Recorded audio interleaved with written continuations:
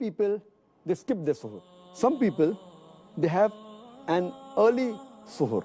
That is, they have the suhoor 1 or 2 hours before the Fajr time. In fact, suhoor is a blessing. Every Muslim should have it.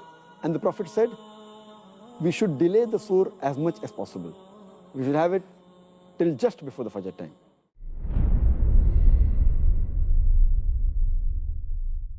When Ramadan comes along, some people act as if a food festival has come to town. We have this type of food and that type and this appetizer and that.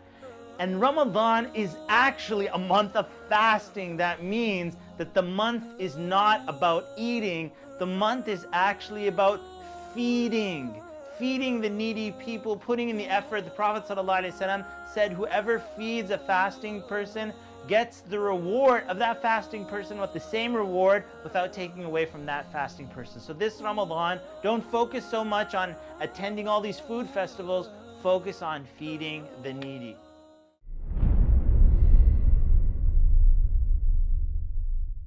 The third mistake committed by Muslims in this category is that they delay opening their fast. They delay the iftar. And our Prophet ﷺ said that the people will be good as long as they hasten in breaking the iftar. That means immediately after sunset, they should break the iftar.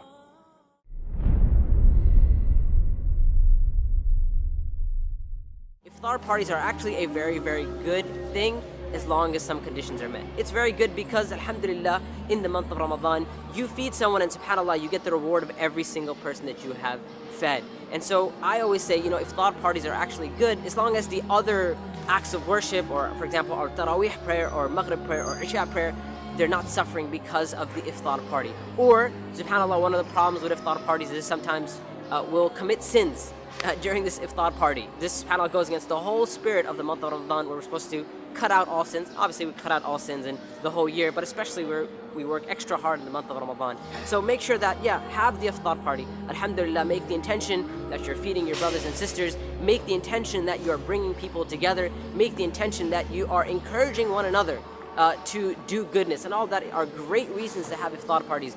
But just make sure that the iftar party is not causing you, like I said, delay your Maghrib, or not pray Isha, or delay your Taraweeh, or not pray Taraweeh at all.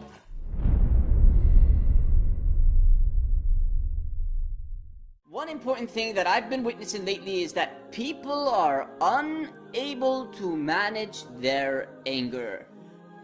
Now it's like they have a short temper or something, or it's because they can't have their cigarette or their coffee, so they just release their anger and become very furious at you and make you feel like it's the end of the world. Allahu Akbar. Now how can we solve this issue? We can solve this issue by knowing that when you do not control your anger in Ramadan, what happens? You are wounding your fast up. I'm not saying that it's not accepted.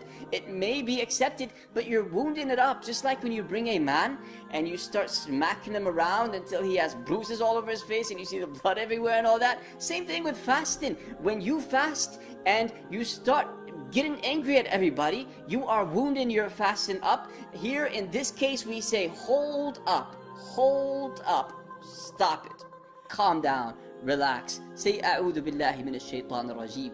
Say, I seek refuge with Allah from the devil, the shaitan.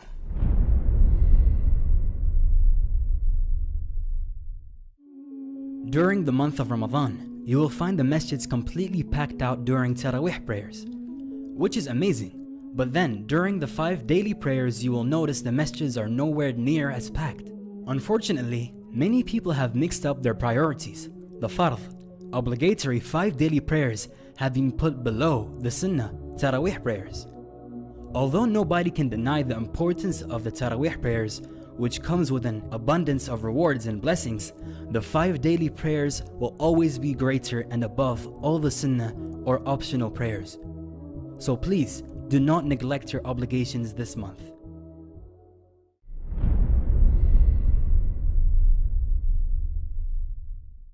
This world, addiction to the things of this world, is a curse. So we do need to handle our devices for social media in a very positive and calculated way. We can't just do it whenever we feel like, however we feel like.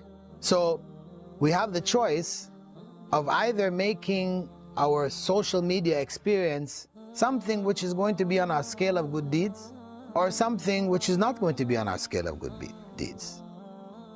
We have to decide beforehand. We're already caught up. We can't live without our phones. At least when we're going on the phones, we should be conscious of the impact which this phone has on ourselves as well as on others. There is so much information there, so much corruption there. Some people call it, instead of the internet, they call it the fitna net. So we best should say Bismillah before we even get on. Before we turn it on and start, we say Bismillah. Now, if we are not able to say Bismillah, this is telling us something. We're going on with the wrong intention. There's no harm in keeping contact with your friends, your circle, certain programs, etc. There's no harm, but we have to make sure that whatever we are interacting with is from the halal.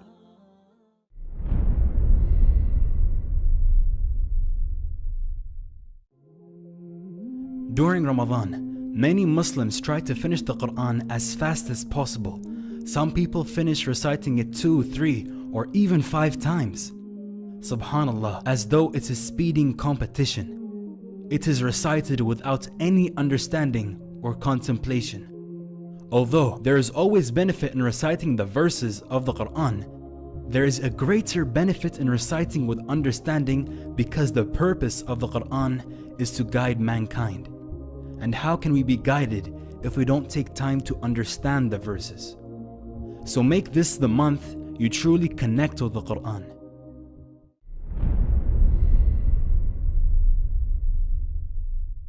The purpose of Ramadan is to reconnect the believer to the Book of Allah like they're starting over. And the reason that's important is because the believer is supposed to reconnect humanity with the Book of Allah. The way we do that in Ramadan, the way the first generation did that in Ramadan, the Prophet ﷺ institutionalized additional prayers. Umar bin al-Khattab saw that people might lose out on that, so he made it into congregational, what we call the Taraweeh prayer, yeah? And it became an institution in this ummah. Now that institution, if you imagine the Sahaba, every time they stood in prayer and they heard Baqarah, Ali Imran, Nisa being recited, they heard the message and they understood the message. They appreciated the miracle, all in the Salah. All in the Salah. You know, sometimes you hear a powerful lecture. For them, standing in the Salah is hearing a lecture from Allah. That's what it was. They were listening to a khutbah, a maw'idha from Allah when they're standing in prayer, yes? And that was the institution. It was supposed to reconnect us with Allah Azza wa Jal in the most beautiful of ways. Okay, a few centuries later, we also have the Taraweeh prayer. Is there a difference between the way we conduct our prayers today and the spirit of those prayers of Umar bin Khattab radiallahu ta'ala anhu?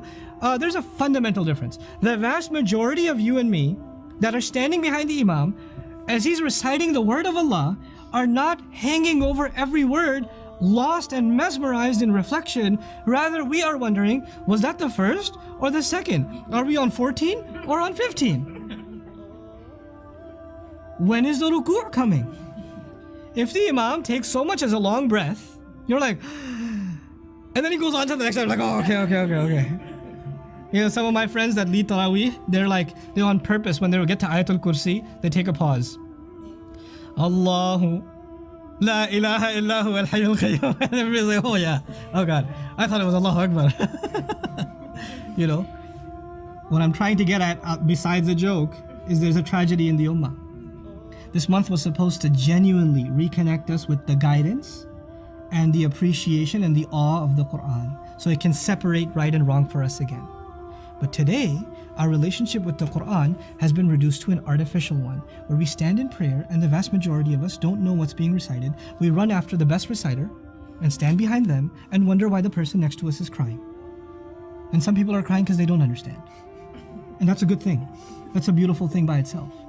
But then there are just a few that understand and they're moved. Sometimes the Imam himself is moved. And then we're completely okay with the culture that even the one leading us in prayer has no idea what they're reciting. And we're okay with that. We're okay with that. We've accepted that as a tradition. Yeah? Is there something wrong with this? You see some problem? We have violated the spirit of Ramadan so badly on every account. On every account. And then on top of that, if you didn't finish the recitation of the entire Quran, that's why we got to speed it up in the last few days. And there's complaints about this reciter reciting too slowly. Who cares about finishing the Quran in Ramadan? I'd rather we pray less, but pray with attention and pray with awe.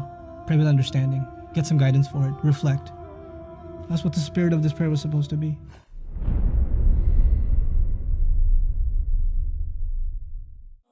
Many of the Muslims, they stay awake the full night and then they sleep in the day. And they do the normal activity at the night time and sleep in the daytime. They're converting day into night and night into day, and the whole purpose of fasting is defeated.